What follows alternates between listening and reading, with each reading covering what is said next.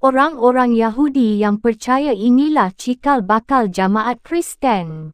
Di dalam kepercayaan barunya itu mereka masih tetap taat kepada ajaran Taurat dan masih tetap taat mengunjungi tempat-tempat ibadah mereka. Namun demikian, mereka tidaklah benar-benar sama dengan kaum Yahudi, kerana mereka percaya dan mendakwahkan kepada kaum sebangsanya tentang Yesus dari Nazaret ialah Mesias yang dijanjikan Tuhan kepada bangsa Yahudi. Pandangan Yesus sebagai Mesias yang diserukan oleh jamaat Yesus ternyata tidak disambut baik oleh bangsa Yahudi kebanyakan. Malah seruan itu disambut dengan tindakan-tindakan kasar bangsa Yahudi kepada jamaat itu sehingga mendorong untuk tidak menyerukan lagi ajaran Yesus kepada bangsa Yahudi sebagai sasaran seruan Yesus melainkan memalingkan seruan itu kepada umat dan bangsa lain. Agar tujuan itu tercapai maka kaum Kristen memisahkan diri dari agama Yahudi. Pemisahan itu mulai setelah terjadi pembunuhan terhadap Stefanus selaku orang pertama yang mencetuskan bahawa Taurat dan korban orang Yahudi tak berharga lagi oleh kedatangan Kristus. Akibat dari pernyataan ini jamaat Kristus dikejar-kejar dan lari ke beberapa wilayah untuk menyelamatkan diri dan untuk menyelamatkan ajaran Kristus yang masih seumur jagung. Jamaat-jamaat Kristus yang berada dalam pelarian inilah yang mula-mula menyerukan ajaran Injil kepada orang di luar bangsa Yahudi, terutama di kota Antiokhia. Di sanalah mula-mula pengikut-pengikut Yesus digelari orang Kristen, dan dari Antiokhia pulalah Paulus dan Barnabas diutus, baik kepada orang Yahudi, maupun ke daerah kafir.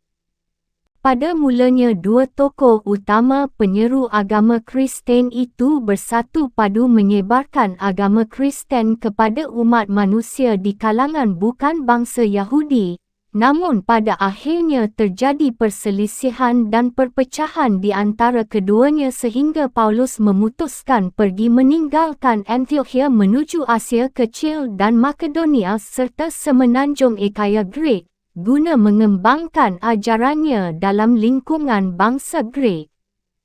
Pengikut Paulus di kalangan bangsa Greek inilah yang disebut dengan gentile Christians, yakni orang Kristen asing. Sebutan ini diberikan untuk membedakan dengan pengikut Yesus yang mula-mula dari kalangan bangsa Yahudi Palestina atau early Christians. Pauluslah yang berperan besar mengembangkan ajaran-ajaran Yesus hingga memiliki pengikut yang besar jumlahnya dan juga dianggap sebagai pembangun doktrin-doktrin agama Kristen yang sesungguhnya, kerana pandangan-pandangan dialah yang berpengaruh terhadap doktrin-doktrin pokok agama Kristen hingga agama Kristen mencapai bentuknya seperti sekarang. Agak ganjil perkembangan agama Kristen ini, sebab ia lahir diperuntukkan dan bermula di kalangan kaum Yahudi, tetapi justru ia berkembang di kalangan bangsa lain, kerana tidak diterima oleh bangsa Yahudi sendiri, malahan Yesus menurut keyakinan pengikutnya mati terbunuh di tangan orang Yahudi sendiri. Selain itu, bukan saja tidak diterima oleh bangsa Yahudi yang menjadi objek seruannya, tetapi juga terusir dari daerah asal kemunculannya Palestina, namun tumbuh subur di negeri-negeri barat di mana agama Kristen memperoleh bentuknya hingga seperti saat sekarang. Keganjilan-keganjilan inilah justru yang menurut umat Kristen menjadikan agama Kristen teramat istimewa. C.J. Blaker mengatakan bahawa pertumbuhan agama Kristen ditandai oleh dua hal yang aneh. Pertama, dari suatu sekte Yahudi, agama ini telah berkembang menjadi suatu agama dunia. Dan kedua, agama ini pun telah meninggalkan dan bahkan kehilangan tanah asalnya dan menjadi agama yang terutama di bahagian dunia sebelah barat. Kedua kenyataan ini biasanya luput dari pengamatan, meskipun kenyataan itu penting sekali artinya untuk mengerti watak agama Kristen. Di satu pihak hal itu berarti bahawa khutbah dan ajaran Yesus baru menjadi terang bagi kita apabila menempatkan kepercayaan Israel sebagai latar belakangnya. Dan di lain pihak, bahawa pemberitaan Injil itu telah mengandung tendensi yang meliputi seluruh dunia sejak mulanya, sehingga pemberitaan Injil itu segera melewati perbatasan Palestina, menguasai kerajaan Romawi dan tidak kehilangan kejayaannya di waktu tanah airnya, Palestina yang di Asia kecil itu tak ada lagi. Inilah sepintas perjalanan perkembangan agama Kristen sekalipun bermula dari harapan dan mimpi bangsa Yahudi akan Sang Mesias. Tetapi Yesus yang menyebut diri dan diyakini umatnya sebagai Sang Mesias yang dinanti-nanti mengajarkan sebuah agama sejarah, iaitu suatu agama yang landasan utama berdirinya bukanlah terletak pada asas-asas yang bersifat umum, tetapi didasarkan pada kejadian-kejadian nyata, iaitu pada peristiwa-peristiwa yang sesungguhnya terjadi dalam sejarah. Peristiwa yang terpenting dari rangkaian peristiwa-peristiwa tersebut adalah kisah kehidupan seorang tukang kayu Yahudi yang tidak terkenal, yang seperti telah sering ditunjukkan, lahir di sebuah kandang haiwan, meninggal dalam usia 33 tahun dengan tuduhan sebagai seorang penjahat dan bukannya sebagai seorang pahlawan, tidak memiliki harta apapun, tidak pernah mengikuti pendidikan, tidak mempunyai pasukan, dan jangankan menulis buku, satu-satunya tulisan yang pernah digoreskannya hanyalah tulisan di atas pasir. Walaupun demikian, seperti telah dijelaskan oleh George Buttrick, tanggal lahirnya diingat oleh seluruh dunia dan saat kematiannya diperingati dengan palang salib di seluruh pelosok. Pendiri dan pembawa agama Kristen. Nama agama Kristen berasal dari nama Kristus, suatu gelar kehormatan keagamaan bagi Yesus dari Nazareth, pendiri agama itu. Kristus adalah bahasa Yunani dari kata Mesias dalam bahasa Ibrani yang berarti diurapi. Istilah ini berasal dari kebiasaan Israel kuno yang tidak memahkotakan raja-raja, tetapi mengurapinya. Penobatan raja cara demikian itu dilakukan atas perintah Yahweh, Tuhan bangsa Israel. Artinya raja ialah yang diurapi Tuhan. Tetapi berhubungan dengan harapan-harapan pada masa datang dari bangsa Israel, sehingga istilah Mesias itu memperoleh arti yang khusus. Jadi yang menjadi harapan bangsa Israel ialah kerajaan Tuhan, kerajaan Allah, dengan segala keadilan dan kedamaiannya, yang atas nama Tuhan akan didirikan di bumi oleh seorang raja, Mesias, keturunan keluarga Daud, raja yang masyhur dan soleh itu. Siapakah Yesus itu sebenarnya? Jawaban dari pertanyaan ini masih diselimuti awan tebal, karena tidak ada sumber yang mampu menjelaskan sosok dan sejarah kehidupan tokoh ini. Huston Smith berujar, sekiranya yang kita inginkan adalah kepastian riwayat hidup Yesus secara terperinci, maka kita akan segera terkejut dan kecewa karena demikian sedikit keterangan yang ada. Kita tidak mengetahui bagaimana perawakan beliau. Karena walaupun kitab Perjanjian Baru khusus berisikan kisah kehidupan Yesus, namun kita tidak akan menemukan di dalamnya gambaran mengenai tubuh jasmani Yesus. Ahli sejarah Charlie Le pernah mengatakan bahawa walaupun ia adalah seorang yang tidak kaya, beliau akan memberikan sepertiga dari seluruh harta yang dimilikinya, jika ada orang yang dapat memberikan gambaran yang pasti mengenai keadaan lahiriah Yesus. Sekiranya para pemahat patung pualam ini dapat memahat sebuah patung yang persis seperti anak manusia itu, dan menunjukkan kepada kita bagaimana wujudnya sebagai manusia, berapa tinggi tubuhnya, bagaimana perawakannya dan bagaimana ciri-ciri wajahnya, saya akan menyampaikan terima kasih yang tulus dari lubuk hatiku yang terdalam bagi potret tersebut, sebagai suatu warisan yang paling berharga sepanjang zaman. Tidak terhitung banyaknya lagi orang yang ingin mengetahui wujud manusiawi dari Yesus ketika beliau hidup dalam masyarakat 19 abad yang lalu. Namun keinginan mereka ini tetap tidak akan dapat terpenuhi.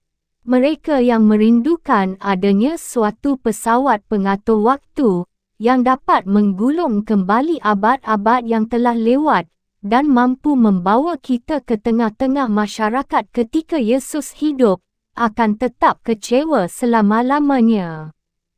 Akibatnya, orang akan selalu membuat gambaran yang berbeza tentang Yesus. Bagi beberapa orang, Yesus tetap merupakan Yesus yang ramah, rendah hati, dan lembut, dikelilingi oleh anak-anak dan domba-domba, seperti terlihat pada gambar yang menghiasi dinding-dinding sekolah taman kanak-kanak. Orang lainnya akan menggambarkan beliau sebagai seorang nabi yang tegap badannya dan berjanggut merah, yang sedang berjalan melalui bukit-bukit Palestina menuju Yerusalem. Demikian juga halnya jika kita beralih dari gambaran keadaan lahiriah kepada riwayat hidup Yesus. Keterangan yang ada juga sangat kurang sekali.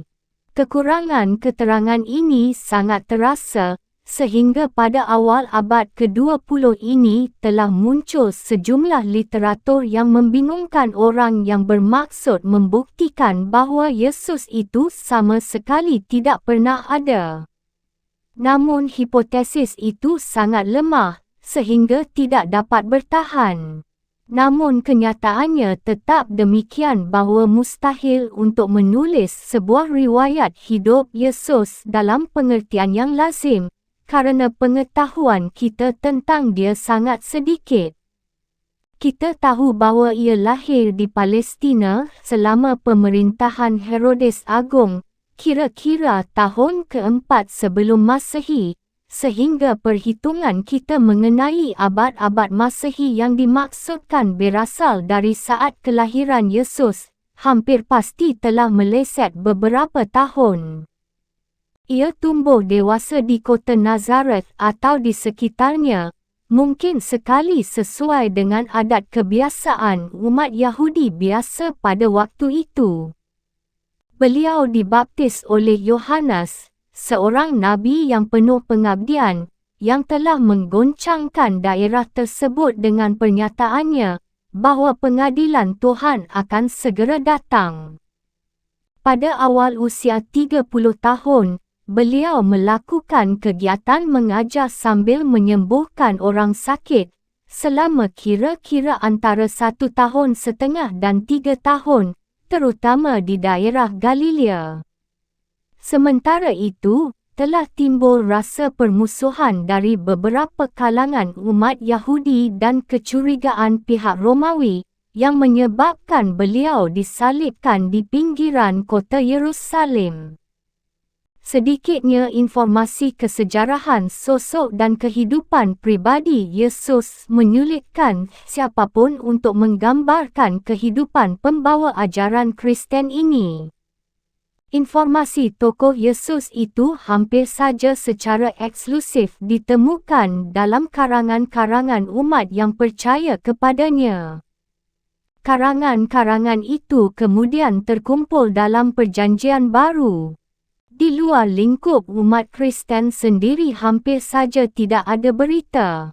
Karangan-karangan Kristen itu pun tidak dimaksudkan untuk memberikan laporan tentang Yesus orang Nazaret, tetapi hanya berupa kesaksian tentang keimanan orang Kristen kepada Yesus Kristus. Semua karangan itu berdasarkan keyakinan bahawa Yesus pernah ada, oleh kerana itu hanya menjelaskan apa yang diimani orang Kristen 2-3 generasi pertama, bukan memberitakan apa yang diamati. Dengan mengumpulkan karangan-karangan itu menjadi kitab sucinya, umat Kristen mengakui kesaksian karangan-karangan itu sebagai kesaksian yang benar-benar mengenai sasaran iman kepercayaan umat, tetapi bukan sebagai laporan mengenai Yesus orang Nazaret. Itu diandaikan saja, tak perlu ditegaskan, apalagi dibuktikan. Namun demikian, melalui kesaksian iman Kristen itu, orang masih bisa juga secara umum melihat sedikit Yesus yang bagaimana dapat diamati oleh orang sezamannya. Rekonstruksi berikut ini sebagian besar hipotesis. Nas-nas yang dikutip sulit dipastikan bobot historisnya. Maka gambaran Yesus yang disajikan di sini bukanlah suatu potret, tetapi kurang lebih mendekati kenyataan sejarah. Orang Yahudi yang bernama Yesus itu berasal dari sebuah desa bernama Nazaret di daerah Palestina bernama Galilea, suatu daerah Yahudi, tetapi dengan cukup banyak penghuni yang tidak berbangsa dan tidak beragama Yahudi. Di Nazaret itu rupanya Yesus menjadi tukang kayu. Jadi Yesus berasal dari lapisan rendah masyarakat, tetapi tidak dari kalangan proletariat. Boleh diandaikan bahawa Yesus menempuh pendidikan yang lazim bagi anak Yahudi pada lapisan masyarakat itu. Boleh dikatakan bahawa berkat pendidikan itu Yesus tahu membaca dan menulis. Hal itu memang biasa di masa itu, sehubungan dengan peranan penting yang dipegang kitab suci dalam agama Yahudi. Yesus pasti juga tahu sedikit banyak tentang isi Alkitab dan tradisi keagamaan Yahudi, meskipun Yesus bukan ahli kitab atau ahli tradisi. Boleh jadi Yesus juga tahu sedikit bahasa Yunani, sebab di masa itu bahasa Yunani menjadi bahasa kedua amat banyak orang, apa pula di Galilea tempat agak banyak penduduk berbahasa Yunani. Waktu berusia kurang lebih 30 tahun, Yesus tampil ke depan dengan meninggalkan tempat asalnya, famili dan mata pencahariannya. Mungkin Yesus terpengaruh oleh seorang tokoh lain, bernama Yohanes dan bergelar pembaptis, yang pada masa itu tampil di daerah Yudea. Yohanes yakin bahawa penghakiman Allah mendekat dan orang hanya bisa terluput dengan bertobat dan menjalani pembasuhan sebagai tandanya di Sungai Yordan. Mirip dengan Yohanes, Yesus sambil berkeliling khususnya di Galilea, mulai memberitakan bahawa kerajaan Allah sudah dekat. Gagasan kerajaan Allah, suatu gagasan yang tradisional pada bangsa Yahudi. Istilah itu berarti bahawa Allah, di masa mendatang, akan membuat kuasanya menjadi nyata di bumi bagi umatnya, dan itu menjadi keselamatan umat asal menerima dan mengakui kuasa Allah. Segi itu ditekankan Yesus, atau penghakiman, kebinasaan, segi itu ditekankan Yohanes. Pernyataan kuasa Allah itu diharapkan untuk masa mendatang, dan dalam aliran apokaliptis pada akhir zaman. Baik Yohanes maupun Yesus memberitakan bahawa kerajaan Allah dan dengan demikian akhir zaman sudah dekat, dan orang siap mengakui dan menerimanya. Tidak akan ada lagi suatu pernyataan lain lagi. Yang dekat itu sungguh yang terakhir. Sampai sejauh ini sudah diterangkan bagaimana kehidupan Yesus, tetapi belum diketahui dari rahim siapa Yesus terlahir dan apa hakikat Yesus itu. Menurut satu keterangan, Yesus lahir dari rahim perempuan perawan yang bernama Maria, yang bersuamikan Yusuf. Akan tetapi kelahiran Yesus dari Maria bukan melalui proses alami sebagaimana halnya manusia lain yang merupakan hasil hubungan suami isteri, melainkan berdasarkan firman Tuhan yang turun ke dalam rahim Maria. Roh Kudus akan turun atasmu dan kuasa Allah yang Maha Tinggi akan menaungi engkau. Jadi Yesus Kristus adalah firman yang menjadi manusia, dan bahawa di dalam Kristus telah berdiam secara jasmaniah seluruh kepenuhan keallahan, artinya bahawa seluruh hakikat Tuhan Allah dinyatakan di dalam diri Tuhan Yesus Kristus. Di dalam diri Tuhan Yesus itu, Allah Bapa menyatakan atau memperkenalkan dirinya secara sempurna. Oleh kerana itu maka Kristus juga disebut cahaya kemuliaan Allah dan gambaran wujud Allah, sehingga barang siapa telah melihat Yesus, ia telah melihat Bapa. Sekalipun Yesus adalah firman Tuhan yang bertubuh, akan tetapi sebagai manusia, akhirnya Yesus adalah seorang manusia yang mengalami kematian sama seperti semua kita. Juga perasaannya terhadap tahap hidup yang terakhir ini sama seperti perasaan kebanyakan kita manusia. Kematian merupakan musuh yang memusnahkan harapan, khususnya kematian seorang yang masih muda. Demikianlah keluhan kedua murid yang berjalan ke Emmaus. Kami dahulu mengharapkan kematian Yesus yang muda itu merupakan penghinaan terhadap semua harapan mereka.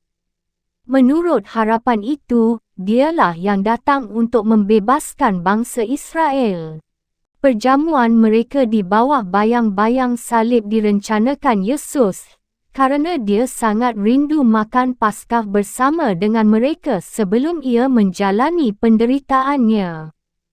Lepas dari arti teologisnya yang lebih luas, pasti kerinduan itu berkaitan dengan kerugian yang ia rasakan kerana perpisahan dengan sahabat-sahabatnya. Sebagai manusia yang benar-benar, ia lebih senang seandainya kematiannya yang dahsyat itu tidak perlu, tetapi apabila memang perlu, ia lebih memihak kepada ketaatan kepada Allah, meskipun akibatnya kematian, daripada tidak taat kepadanya, dan hidup penderitaannya itu sungguh-sungguh. Demikian pula kematiannya. Ya Bapa, ke dalam tanganmu kuserahkan nyawaku, lalu mayatnya dibaringkan di dalam kubur. Tokoh lain yang berperan penting terhadap perkembangan agama Kristen adalah Paulus yang hidup sezaman dengan Yesus. Paulus atau yang memiliki nama asli Saul atau Saulus belum pernah bertemu dengan Yesus sekalipun hidup sezaman, oleh kerana Saul pada awalnya merupakan pemeluk Yahudi yang amat taat dan militan. Beberapa misi perburuan pengikut Yesus dipimpinnya langsung, seperti memimpin pengejaran Stefanus pengikut setia Yesus hingga mati terbunuh, atau perburuan terhadap pengikut Yesus di Yerusalem dan yang lari ke Damaskus. Tapi ada perubahan keyakinan dalam diri Paulus ketika dalam perjalanan ke Damaskus. Dikisahkan bahawa pada saat itu Paulus berjumpa dengan Yesus Kristus yang menunjukkan untuk melanjutkan misinya. Mulai dari peristiwa itulah Paulus memeluk dan menjadi pengikut Yesus Kristus. Setelah memeluk Kristen, Paulus yang bukan murid Yesus, giat menyerukan agama Kristen bukan hanya kepada bangsa Yahudi, tapi juga kepada bangsa selain Yahudi sehingga agama Kristen memiliki pengikut yang besar. Selain itu, peran penting Paulus adalah menyusun sebagian besar Perjanjian Baru dan mengembangkan teologi Kristen. Peran besar Paulus dalam perkembangan agama Kristen nampak dari gagasan-gagasannya sebagai berikut. 1. Agama Kristen bukan hanya untuk orang Yahudi saja, melainkan juga untuk semua bangsa. 2. Tritunggal, 3 Tuhan dalam satu termasuk ketuhanan Al-Masih dan Roh Kudus. 3. Wujud Yesus sebagai anak Tuhan dan turunnya ke bumi untuk mengorbankan dirinya menebus dosa manusia. 4. Yesus bangkit dari alam mayat dan naik ke langit untuk duduk di kanan Bapanya memerintah manusia. 5. Yesus bukan semata-mata Nabi yang mengesankan, tetapi juga suci. 6. Yesus wafat demi dosa-dosa kita dan penderitaannya dapat membebaskan kita. 7. Manusia tidak bisa melepaskan diri dari dosa-dosa hanya dengan melaksanakan perintah-perintah yang tertera dalam Injil, tetapi hanya bisa dengan jalan menerima Yesus sepenuh jiwa. 8. Sebaliknya, apabila manusia menerima dan percaya kepada Yesus, maka semua dosanya akan diampuni. 9. Dosa warisan, karena Adam dan Hawa selaku moyang manusia telah terjatuh dalam dosa, maka semua anak keturunannya mewarisi dosa dan berada dalam penguasaan maut. 10. Anak Allah, Tuhan memiliki anak sulung yang azali dan melalui anak sulung inilah Tuhan menciptakan segala makhluk. 11. Anak sulung itu telah berinkarnasi dalam diri Yesus Kristus yang terlahir dari Maria. 12. Anak sulung Tuhan yang diturunkan ke bumi ditakdirkan untuk disalibkan. 13. Anak sulung Tuhan yang disalibkan sebagai penebus dosa dan pembebas dari maut yang menguasai manusia. 14. Anak sulung yang telah mati disalibkan telah bangkit kembali dari kuburnya. 15. Kebangkitan kembali Yesus untuk naik ke langit bersemayam di sisi kanan Allah Bapa.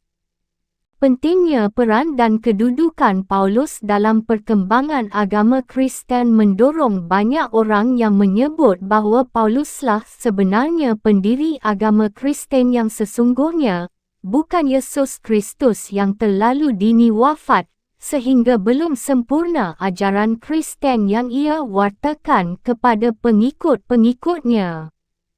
Paulus memang orang yang besar peranannya dalam pembangunan doktrin dan teologi agama Kristen, tetapi ia bukanlah orang yang paling dekat dengan Yesus Kristus dan juga bukan murid langsung dari Yesus Kristus, karena yang terbilang murid Yesus berjumlah 12 orang saja, iaitu Simon atau Petrus, Andreas, Yakub, Yahya, Philips, Bartolomeus, Thomas, Matius, Yakub, Labaos, Simon, dan Judas Iskariot. Oleh karena Judas berkhianat terhadap Yesus sehingga terjadi pembunuhan Yesus, maka dipilihlah Matius sebagai pengganti Judas pengkhianat sebagai 12 murid Yesus. Kitab Suci Agama Kristen. Kitab suci yang menjadi pegangan kaum Kristen adalah apa yang disebut sebagai Alkitab atau Bibel yang terdiri dari Perjanjian Lama atau Taurat dan Perjanjian Baru atau Injil. Dinamakan Perjanjian Lama didasarkan kepada perjanjian bangsa Yahudi dengan Yahweh melalui perantaraan Musa, dan dinamakan Perjanjian Baru karena semenjak Wahyu diturunkan kepada Yesus maka telah terjadi Perjanjian Baru, di mana Tuhan dikenal bukan dalam hukum sebagaimana menurut bangsa Yahudi, melainkan dalam pengampunan dan cinta kasih. Perjanjian Lama adalah kitab suci Yahudi terdiri dari 39 kitab, iaitu 1. Kejadian, 2. Keluaran, 3. Imamat, 4. Bilangan, 5. Ratapan, 6. Yoshua, 7. Hakim-hakim, 8. Rut, 9. Samuel, 10. Samuel 2, 11. Raja-raja, 12. Raja-raja kedua, 13. Tawarikh 1, 14. Tawarikh 2, 15. Habakuk, 16. Zefanya, 17. Esther, 18. Ayub, 19. Mazmur, 20. Amsal, 1. Pengkhotbah, 2. Kidung Agung, 3. Yesaya, 4. Yeremia, 6. Ratapan, 7. Yehezkiel, 8. Daniel, 9. Hosea, 10. Yoel, 11. Amos, 12. Obaya, 13. Yunus, 14. Mikha, 15. Nahum, 16. Habakuk, 17. Zefanya, 18. Hagai, 19. Zakaria, 20. Maleahi. Selain kitab-kitab tersebut di atas ada kitab-kitab yang dinamakan Kitab Deuterokanonika. Kitab ini diakui di kalangan Kristen Katolik sebagai kitab suci tetapi tidak diakui di kalangan Kristen Protestan. Kitab Deuterokanonika terdiri dari 1.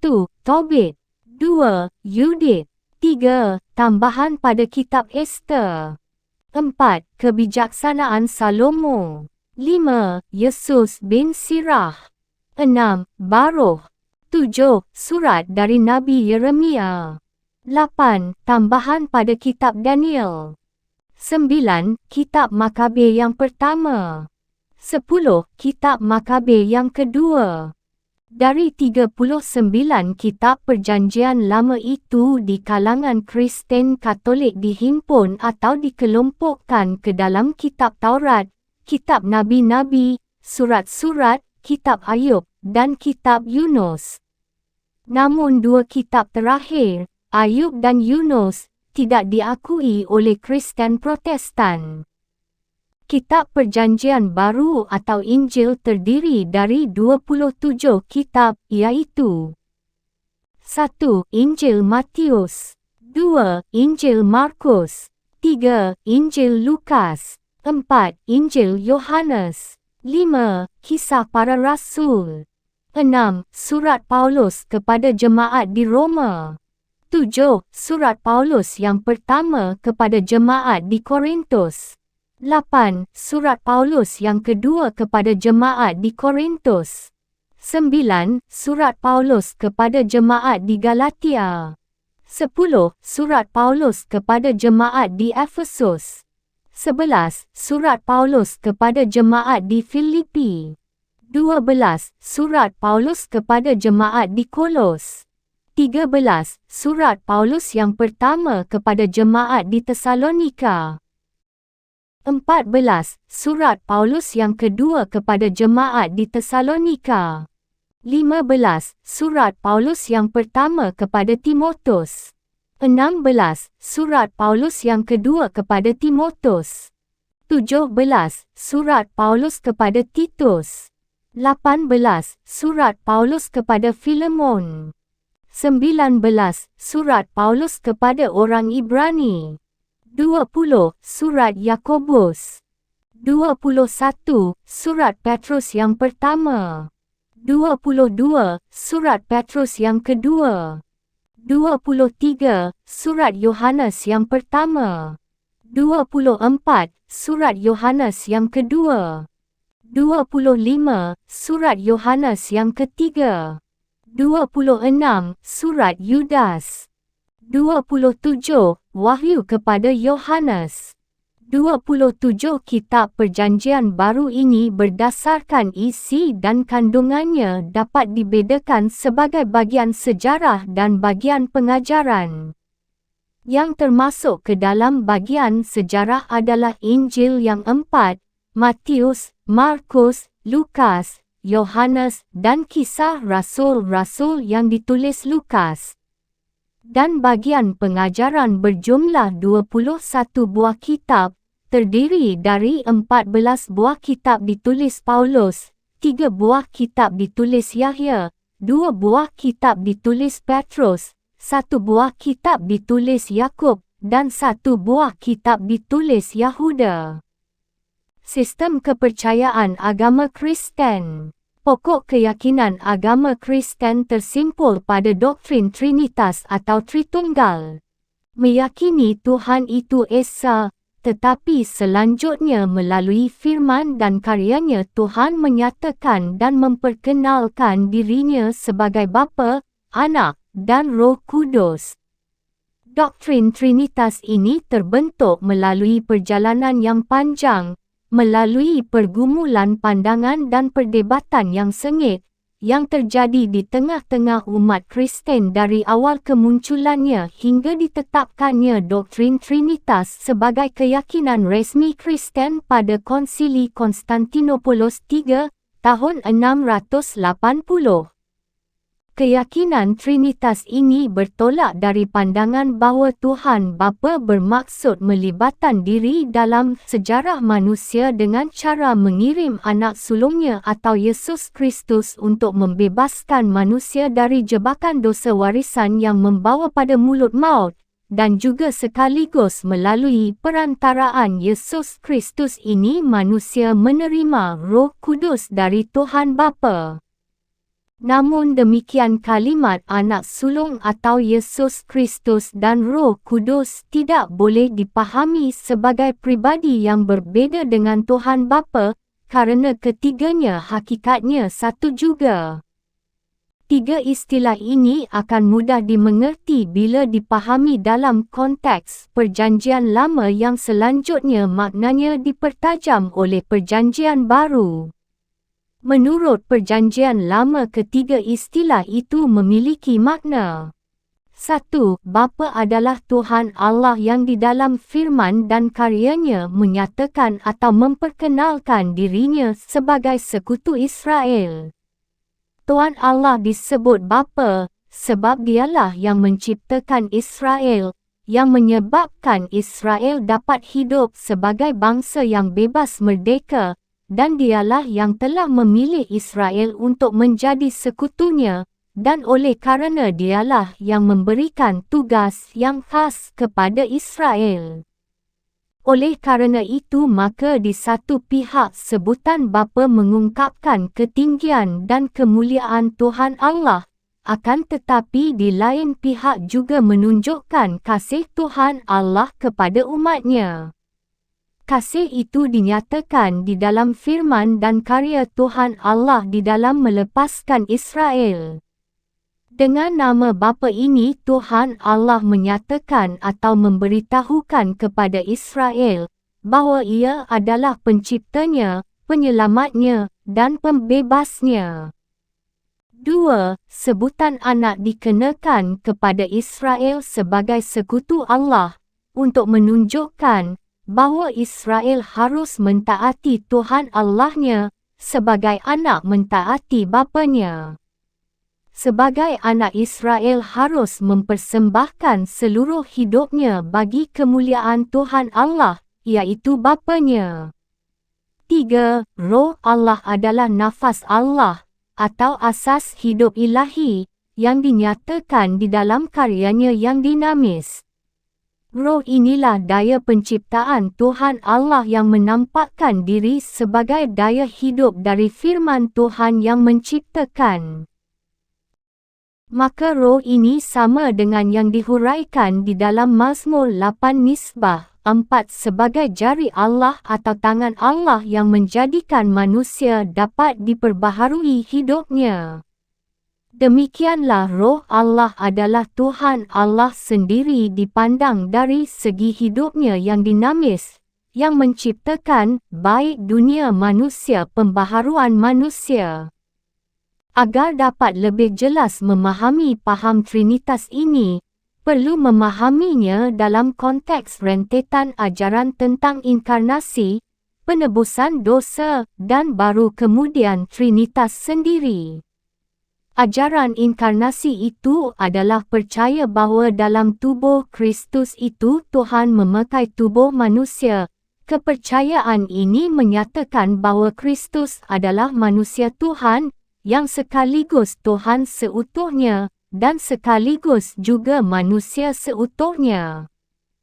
Ajaran penebusan mengandung makna rekonsiliasi, yakni merukunkan kembali, iaitu pulihnya kembali persatuan. Orang-orang Kristen percaya bahawa kehidupan dan kematian Kristus telah mengakibatkan suatu perdamaian yang tiada taranya antara Tuhan dan manusia. Baru kemudian tentang paham Trinitas yang mengajarkan bahawa walaupun Tuhan itu Esa, Ia juga tiga. Seperti dua ajaran terdahulu, landasan dari ajaran ini terdapat dalam Kitab Perjanjian Baru. Yesus menjelaskan tentang adanya Tuhan. Tetapi beliau juga mengatakan, Tuhan dan aku adalah satu. Di samping itu beliau juga menyebut adanya pihak ketiga dalam ketuhanan tersebut. Aku akan meminta kepada Bapa, dan Ia akan memberimu seorang penghibur yang lain, iaitu Roh Kudus, sehingga Ia akan besertamu selama-lamanya. Roh Kudus yang akan dikirim Bapa atas namaku akan mengajar kamu berbagai hal. Paham Trinitas ini kemudian dijabarkan ke dalam 12 pasal keyakinan Kristen sebagai pengembangan dari ajaran Trinitas tersebut. Ke-12 pasal tersebut berbunyi, 1. Aku percaya akan Allah, Bapa yang Maha Kuasa, Pencipta langit dan bumi. 2. Dan akan Yesus Kristus, Puteranya yang tunggal, Tuhan kita. 3. Yang dikandung dari Roh Kudus, dilahirkan oleh perawan Maria. 4. Yang menderita sengsara dalam pemerintahan Pontius Pilatus, disalibkan, wafat dan dimakamkan. 5. Yang turun ke tempat penantian, pada hari ketiga bangkit di antara orang mati. 6. Yang naik ke surga duduk di sebelah kanan Allah Bapa yang Maha Kuasa. 7. Dari situ Ia akan datang mengadili orang hidup dan mati. 8. Aku percaya akan Roh Kudus. 9. Gereja Katolik yang kudus, persekutuan para kudus. 10. Pengampunan dosa. 11. Kebangkitan badan. 12. Kehidupan kekal. Amin. Sistem peribadatan agama Kristen. Layaknya dalam agama-agama besar lainnya, di dalam Kristen pun ada bentuk peribadatan wajib yang harus diamalkan oleh setiap pemeluknya. Peribadatan dalam agama Kristen itu disebut dengan sakramen. Pada mulanya sakramen dalam ajaran Kristen hanya ada dua jenis, sakramen pembaptisan dan jamuan suci, tetapi selanjutnya pada abad ke-12 jumlah ini bertambah sehingga menjadi 7 jenis, iaitu 1. Pembaptisan, iaitu sakramen penyucian.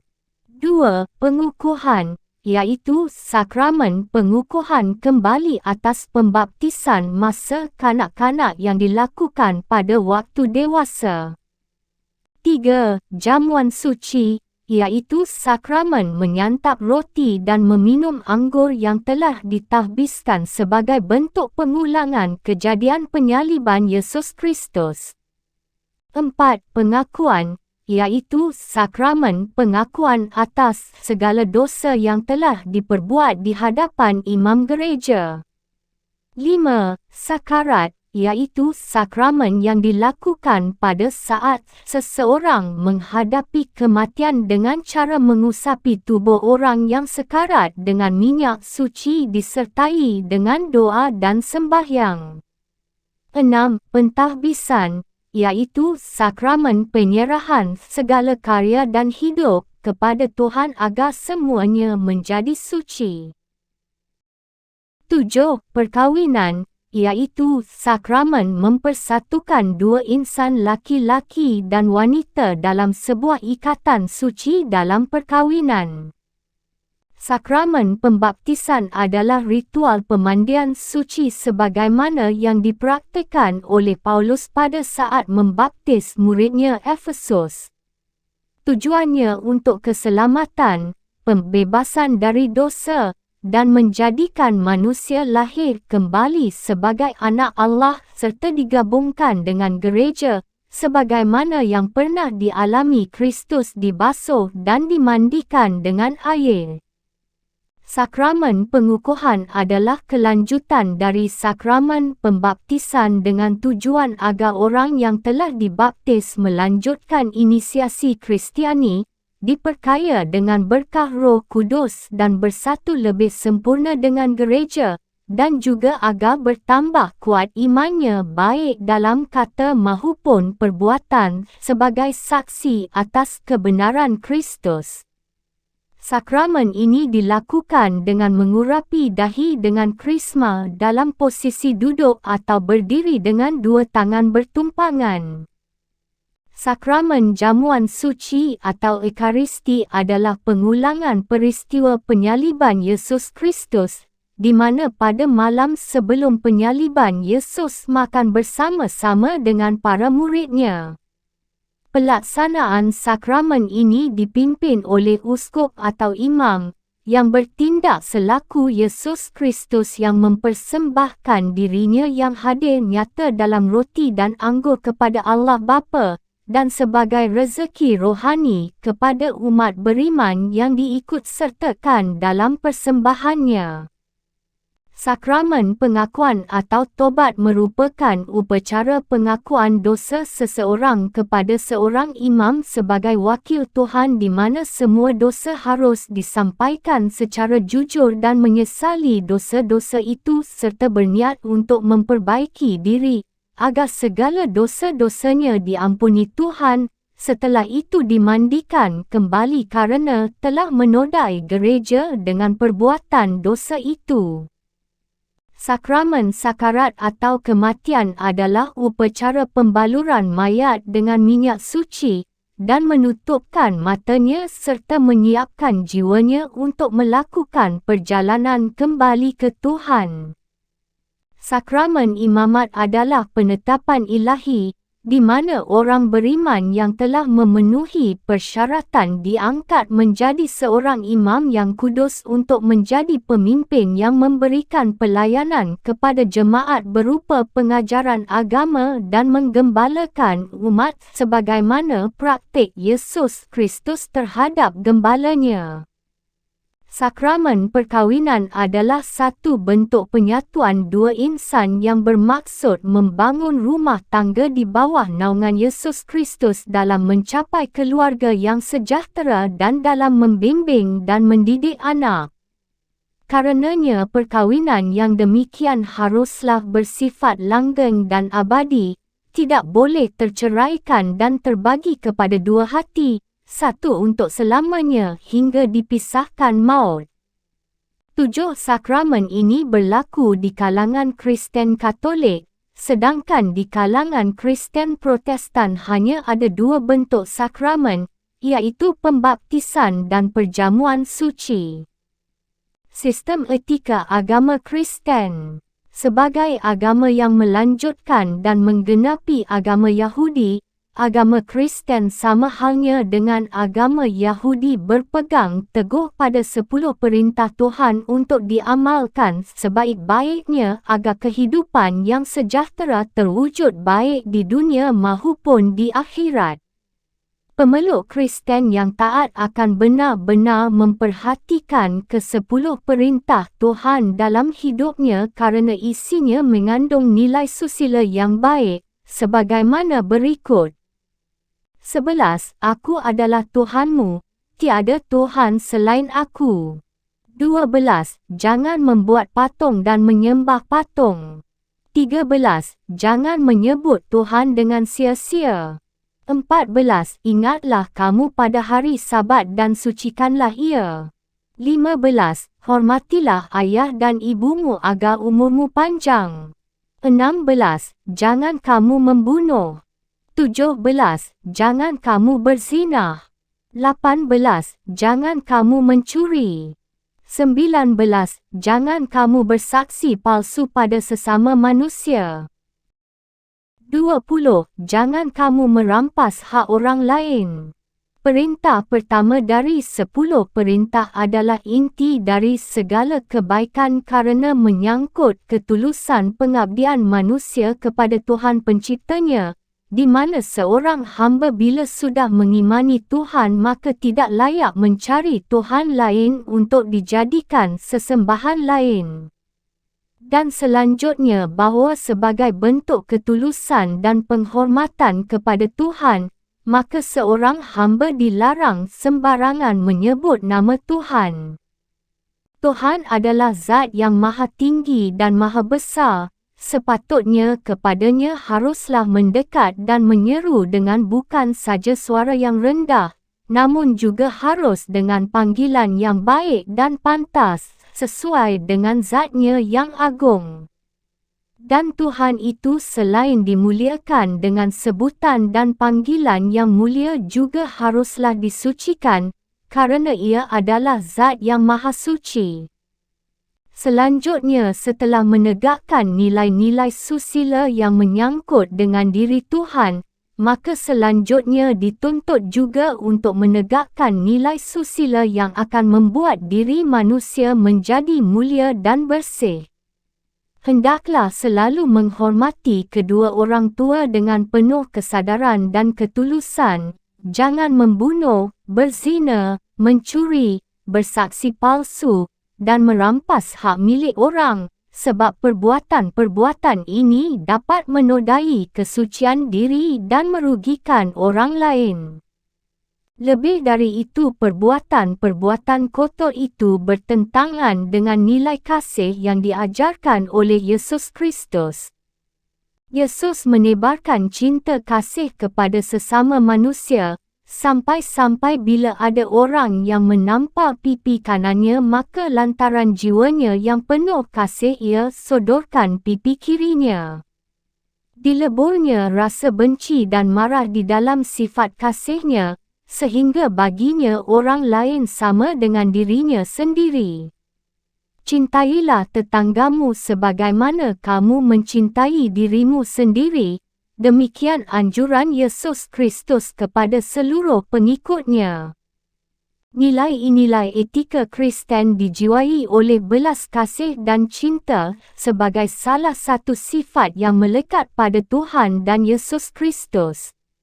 Oleh karenanya, maka semua umat Kristen haruslah menginternalisasikan nilai-nilai susila yang diajarkan oleh Yesus Kristus yang bersumber pada Alkitab di mana dasar-dasarnya adalah hal-hal berikut. 1. Adanya keyakinan kepada Allah yang menyatakan dirinya dalam Yesus Kristus. 2. Pengakuan tentang manusia dan pandangannya menurut Alkitab atau juga pandangan yang lain. 3. Keadaan manusia menurut gambar dan rupa Allah. 4. Hal-hal yang menyangkut asal hakikat dan perkembangan dosa. 5. Kebebasan kehendak manusia. Aliran-aliran dalam Kristen. Perkembangan dan pertumbuhan agama Kristen berjalan lambat, namun mantap sampai pada tahun 380 menjadi agama resmi Kekaisaran Roma. Di bawah kekaisaran inilah agama Kristen lebih leluasa mengembangkan diri, dan pada saat itu relatif belum terjadi perpecahan yang berarti di dalam tubuh agama Kristen kerana gereja masih utuh sebagai organisasi yang menaungi seluruh umat Kristen. Akan tetapi keutuhan Kristen harus terpecah pada tahun 1054 dengan terpisahnya Kristen Ortodoks Timur di timur dan Kristen Roma Katolik di barat. Dan pada abad ke-16 Kristen Roma Katolik di barat terbelah ke dalam Kristen Roma Katolik dan Kristen Protestan. Dengan demikian agama Kristen terpecah ke dalam 3 aliran utama, kerana sesungguhnya masing-masing aliran ini masih dibagi lagi ke dalam beberapa sekte dan aliran yang jumlahnya mencapai puluhan malah mencapai ratusan.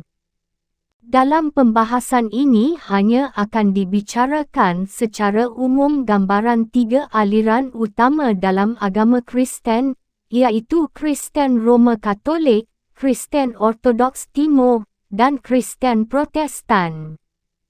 Kristen Roma Katolik memiliki 2 doktrin pokok yang membedakannya dengan aliran yang lain, iaitu kuasa gereja dan gereja sebagai sakramen.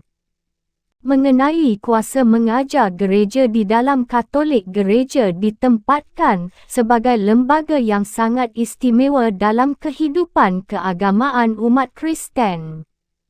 Karenanya gereja dalam Katolik memiliki 2 kekuasaan, iaitu tradition deklarativa, yang berarti hanya gereja yang merupakan satu-satunya lembaga yang dapat menjelaskan dan menafsirkan isi kitab suci tanpa kemungkinan melakukan kekeliruan, dan tradition konstitutiva, yang berarti gereja memiliki kewenangan untuk melengkapi kitab suci.